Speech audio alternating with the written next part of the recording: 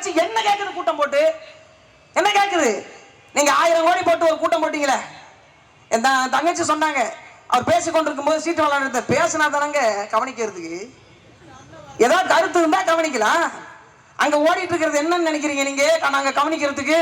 அதனால சும்மா இருக்கிறதுனால விளையாடுவோம் விளையாண்டுருக்காங்க. அவங்க மேல ஒன்றும் தப்பு கிடையாது. ஏதாவது இருக்கணும்ல, ஒண்ணும் தான் இல்லையே. ஆக பெரியவர்களே, அருமை சொந்தங்களே, எங்களையும் உற்று நோக்குங்க.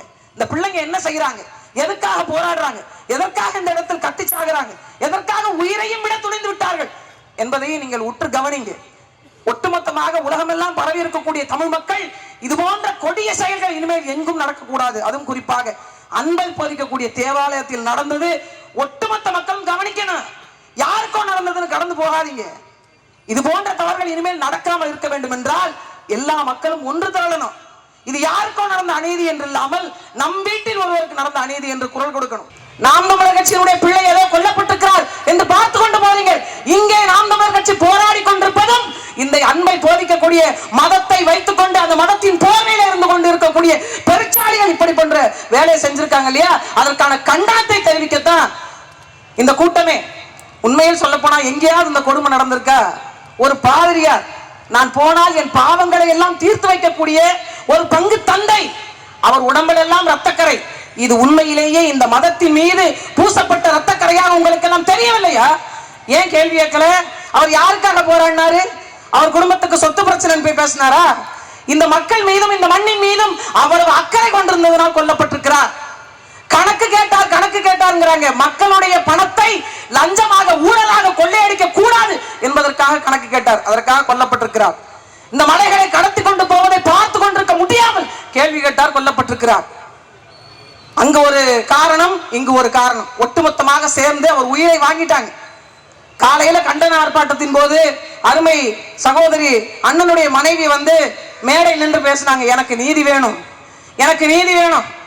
சிலப்பதிகாரத்தை நான் தான் பின்பக்கமா உட்கார்ந்து எழுதுனேன்னு சொன்ன கருணாநிதி அவர்களே, அவருடைய பிள்ளை அவர்களே, இந்த இடத்தில் நீதி வேண்டும் நீதி வேண்டும் என்று கேட்டவள் இந்த காலத்து கண்ணகி என்று உங்களுக்கு தெரியவே இல்லையா?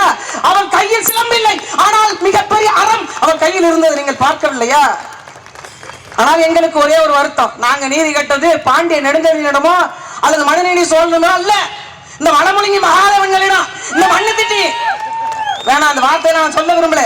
அவர்கள்ட்ட நீதி கேட்கிறோம். எப்படி கிடைக்கும்? எப்படி கிடைக்கும்? ஒரு பெண் பொதுவெளியில் நின்று கொண்டு என் கணவர் என்ன தவறு செய்தார், ஊர் அடிச்சு கொள்ளப்பட்டமா, பால்ல அந்த பால்ல கொழுப்பு இருக்கு இந்த பால்ல கொழுப்பு இல்லைன்னு சொல்லி வித்து தின்னமா, மலையை வித்தமா, மலையை உடைச்சமா, மண்ணை தின்னமா, எதை செஞ்சோம்? இந்த மண்ணினுடைய வளத்தை காப்பாற்றுவதற்கு போராடின ஒரு உயிர் போகப்படுகிறது என்றால் இதை பார்த்து கொண்டிருக்கக்கூடிய அனைவரும் அந்த ஆண்டவன் சொல்வது போல் நாம் சபிக்கப்பட்டவர்கள் தான். இன்னும் கேள்வி கேட்காமல் நாம் கடந்து போகிறோம். இந்த மலைகள் என்பது அவ்வளவு சாதாரணமா? அவ்வளவு சாதாரணமா? எமது பெரும்பாட்டன் ராவணனுக்கும் இன்னொரு பெரும்பாட்டன் அகத்தியருக்கும் ஒரு சண்டை வருகிறது, ஒரு போட்டி வருகிறது. வீணை வாசிப்பதுல யார் உயர்ந்தவங்க? சிவனால என்னால சொல்ல முடியாது, பெருமாள் என்னால சொல்ல முடியாது. வீணைக்கே அதிபதியாக இருக்கக்கூடிய அந்த வீணை என்கிற வாணியால என்னால தீர்ப்பு சொல்ல முடியாதுன்னு போயிட்டாங்க. ஏன்னா அவ்வளவு திறமை வாய்ந்தவர்கள். ஆனால் ஒரு மலை நீதியாக நின்று தீர்ப்பு சொன்னது. அப்படிப்பட்ட ஆகப்பெரும் மலைகளைத்தான் இவன் வெடி வச்சு தகர்க்கிறான். நாம் கடந்து போறோம். நீங்கள் யோசித்து பார்க்க உறவுகளை, நீதி கேட்டதற்காக ஒரு உயிர் கொல்லப்பட்டிருக்கிறது. கல்லை ஏற்றிட்டு போகும்போது ஒரு அம்மா தலையில விழுந்துருச்சு.